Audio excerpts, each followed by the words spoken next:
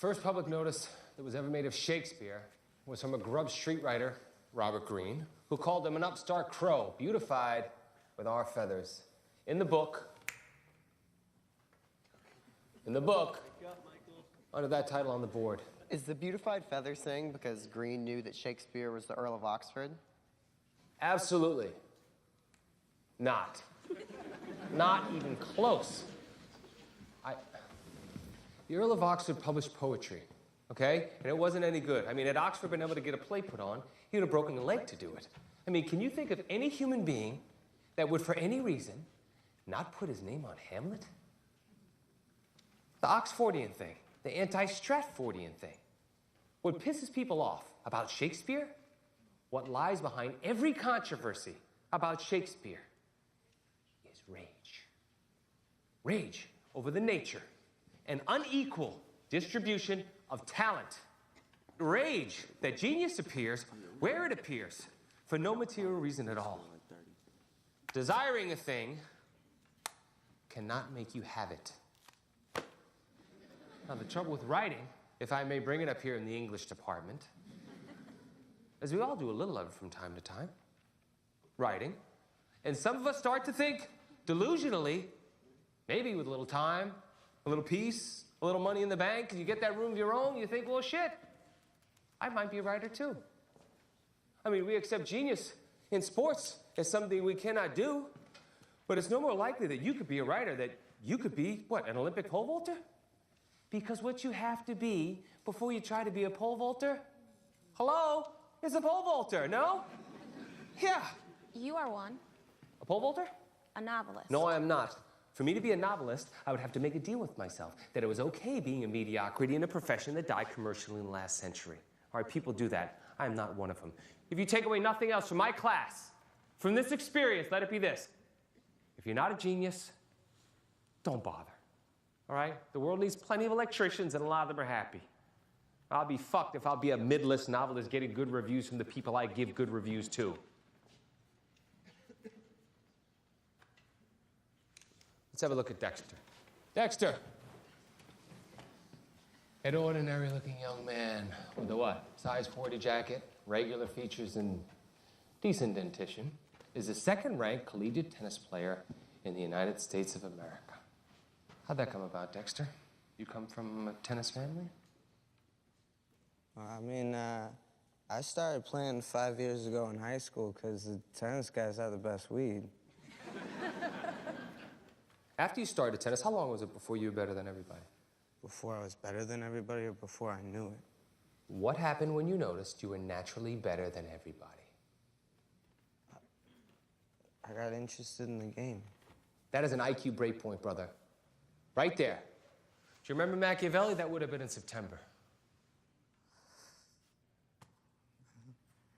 I can remember September. All right. Is it the game, brother? Or the money? Huh? Where to a fama? Fame or virtue? What are you after? Don't go modest on me. What do you want? Both. You got ambitious, yeah? I realized, as I learned about the game, that I was in reach of... In reach of? In reach of... Highest level? Highest level, yeah. Highest level. But it's still a gamble, isn't it? Look, I'm a literature teacher. I can't write well enough to bother, or I just don't bother. Whichever. Whichever it is, there'll be no apotheosis around here. There'll be no puto Deus fio around here. That's what the Emperor Vespasian said on his deathbed. Dear me, I think I'm becoming a god. But do you know who does write at the highest level? When most of us, and even I, write barely adequately. Do you know who it is? In this room. Who is it?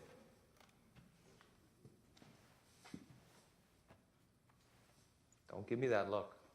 No. It isn't the one who talks the most. You're an NPR host tops, okay? The literary person in here is Miss Phillips. She's the least obstreperous in this room, the quietest, and the only one who can have a real career at letters. Some of you can have one perceptually. Only she can have one in reality. She is better at writing than our U.S. presently amateur number 2 is at tennis. Yet she chooses to hide or just blend in with the rest of you. Why?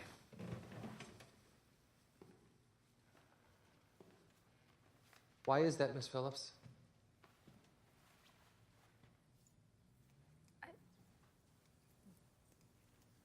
Being in the middle is the safest place to be. Where do you come from? Ohio? Ohio. Parents as geniuses by any chance? Filthy rich? No. Well, your dad wasn't the Earl of Oxford, was he? No. No? How old were you when you read? I was 2. 2. Well, that's early. That's prodigious. Any advantages, literary home life? Who's your father? Well, he worked in a factory. Well, your mother?